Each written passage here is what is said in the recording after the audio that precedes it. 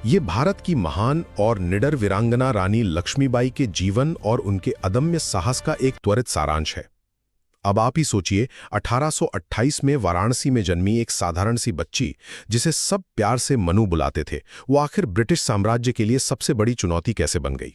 चलिए पहला पॉइंट देखते हैं, उनका बचपन और शादी। आपको बता दूं कि मनु के माता पिता मोरोपंत तांबे और भागीरथी बाई ने उन्हें शुरू से ही बेहद निडर बनाया था। मतलब उस दौर में भी उस लड़की ने बाकायदा घुड़सवारी और तलवारबाजी सीखी। फिर 1842 में झांसी के महाराजा गंगाधर राव से उनकी शादी हुई और उन्हें लक्ष्मीबाई नाम मिला।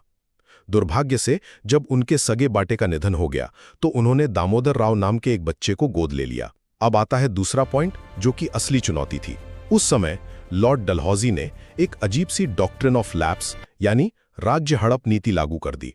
इसका सीधा सा मतलब था कि भाई, अगर किसी राजा का अपना सगा वारिस नहीं है तो अंग्रेज उस राज्य को हड़प लेंगे।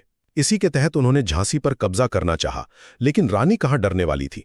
उन्होंने एकदम साफ कह दिया, मैं अपनी झांसी नहीं दूंगी। 1857 की ऐतिहासिक क्रांति।